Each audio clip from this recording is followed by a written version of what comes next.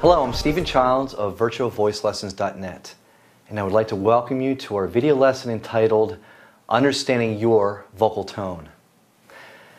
Tone is probably the most important attribute for any serious singer to understand and to fully develop in their voice.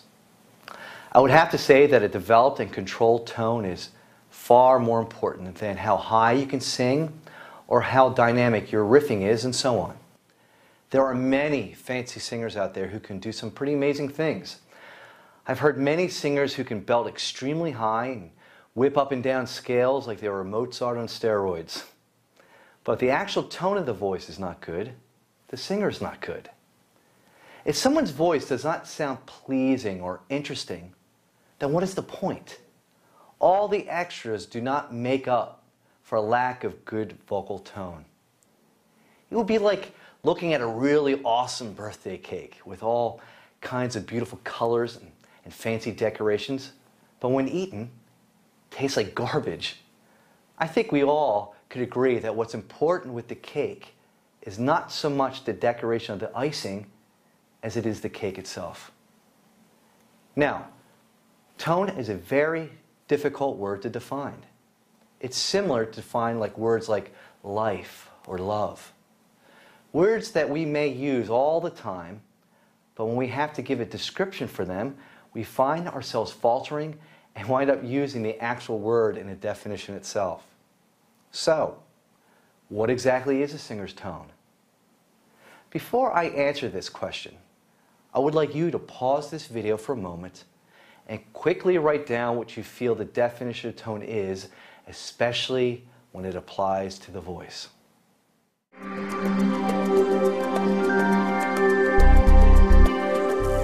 Many people answer this question the following ways.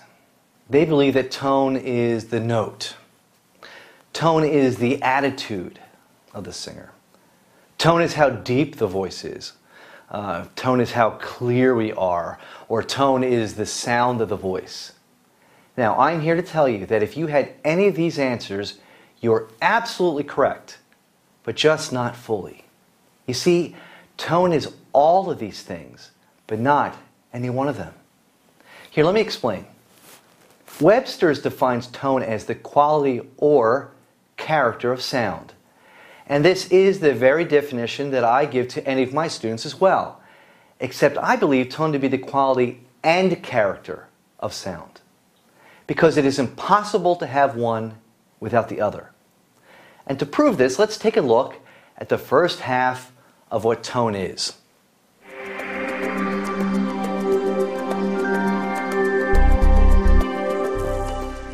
The character of tone.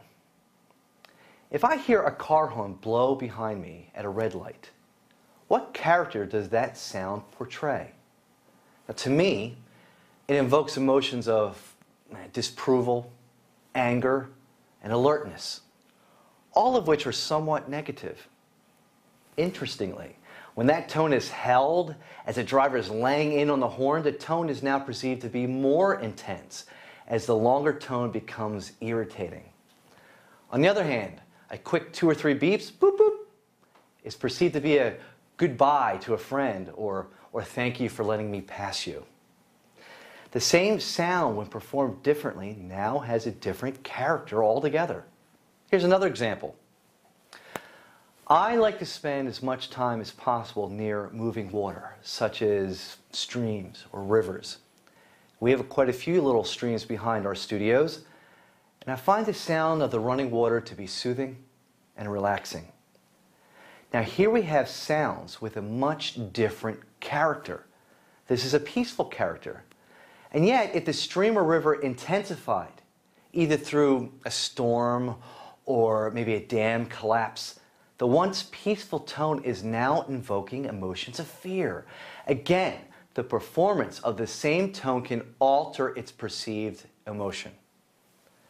But the main point to learn here is that it is impossible to hear sound without it displaying some kind of emotion. That is why music itself can bring us back to a past experience, good or bad. It can remind us of the past and almost makes us feel like we were there once again. You simply cannot have sound without invoking emotion.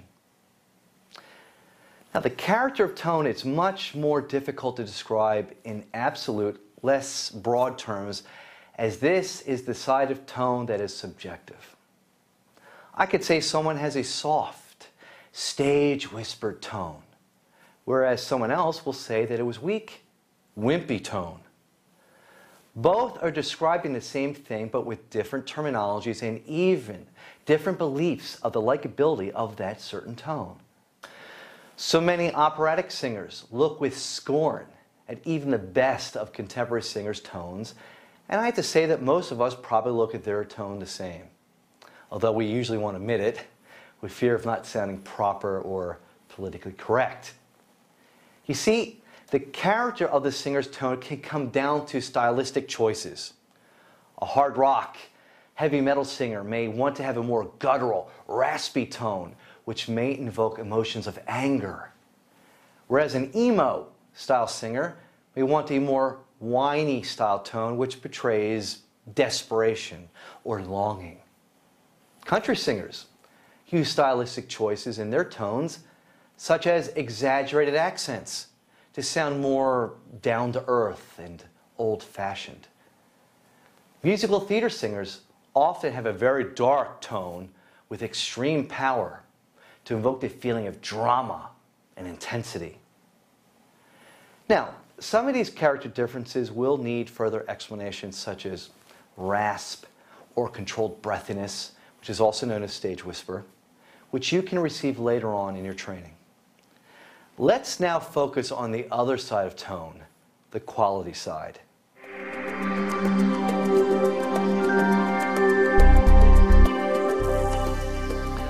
The quality of tone. The quality of vocal tone can be described as the blend of two acoustical factors, and they are treble and bass. Most of us have sat in our car at least one point in our lives and played with our radio or CD player's equalizer, also known as EQ. Now, in the old days, it was simply two knobs located either as part of or around the volume and tuning knobs. Today, you may actually see a 3-band slider graphical EQ either permanently mounted on the face of our stereo head unit or as a menu that shows the faders lit up on a small screen. If you turned up the knob that says treble or raised the right fader all the way up, you would hear a drastic change in the music's overall tone. It would become brighter, more piercing, or have a ring to it. That is exactly what treble is. It is the higher frequency bands that are being made louder. When you turn up the bass, the lower frequencies are being made louder. Now, as you probably know, we would never want to just turn the bass all the way up and treble all the way down. The music would become like muddy and lack clarity. On the other hand, turning the treble all the way up and bass all the way down would be very unpleasant to the ears, as the tone would become shrill and thin with no fullness whatsoever. What we do, even in our car or home entertainment centers, is to EQ the music. We would blend the right amount of bass versus the right amount of treble until we were satisfied that we had a good EQ. Now, this is no different to what we as recording engineers must do during the mix down of our recording sessions. We must take each and every instrument and give them a separate EQ so they all fit into their own special place, their own sonic pocket. This can be quite complicated when we realize that the drums alone may have separate EQ on the top and bottom of the snare drum and all 3 toms. The kick drum may have a microphone inside it and in front of it as well as a triggered sample of a pre-recorded kick sound, all of which needs extensive EQing. Then there are the 2 overhead mics, which pick up the drum kit as a whole and is used to make the cymbals heard. And last but not least is the hi-hat, which if not mic'd and EQ'd correctly, can really sound like a trash can and ruin the overall drum sound. Now let's add to the list bass guitar, electric guitars, acoustic guitars, keyboards, violins, piano. and of course, vocals. So to answer all the different descriptions that so many use to describe a singer's tone, I would like to say most of them are right because they ultimately fall into two categories: the quality of sound and the character of sound. You see, tone is the note. You cannot have tone without sound. You cannot have sound without being a note. Tone is the attitude, which is a characteristic.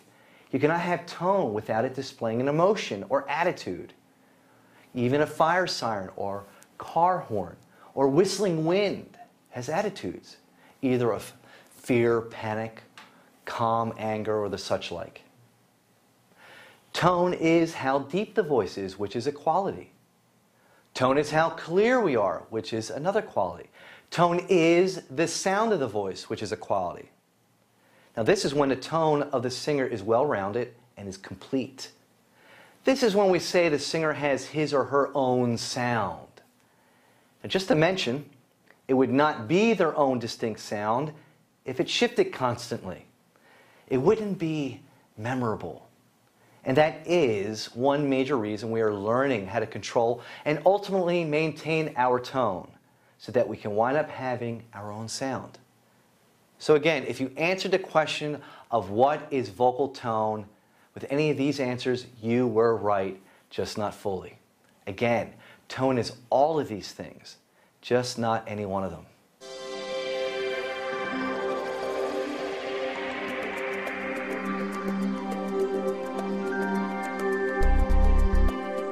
Now, to sum up, tone has a character side, which portrays or incites emotions. Tone has a quality side, which is the color of the tone, whether it's dark or bright, or any one of the million variations of mixing the two together. So now I'm going to ask you to pause this video one more time and write down all the descriptions you can think of when describing a singer's overall tone that you may have heard at some point or even have heard other people use. These terms can be referring to quality or character, and they do not need to be at all scientific terminologies. Okay, here we go. Now here are some of the terms I've used to describe a singer's overall tone. They can have a nasal tone. They can have a brittle, piercing tone, a real harsh, shrill tone, a soft, breathy tone, a muffled, muddy type tone, whiny, pinched, guttural, raspy tone, very dark, full tone, very light, bright, white or thin tone, a thick tone, a crooning tone, an operatic tone, a rock, pop tone, or even a hollow tone. Now there is undoubtedly more descriptions of vocal tone than the ones I just mentioned. And I would like to encourage you to email us with any descriptions you have learned. I would also ask you for your homework assignment to listen to any of the vocalists of your choice for the two elements within their vocal tone. Now this may change from style to style. What is very important is to listen, to see if they maintain the ring in their voice, which again is the piercing side of their tone. Listen to see how piercing it is. Is it subtle or is it very noticeable? You also may want to listen for the dark quality of their tone, which again will change from style to style and performer to performer. Notice how the better the vocalist, the more consistent they are in keeping their particular sound or blend of these two qualities. You want to listen to the different characters that they may employ from song to song or style to style. You can learn so much by doing this. Remember, very famous recording artists have very qualified record producers who help them through the recording process. So there is no stone unturned.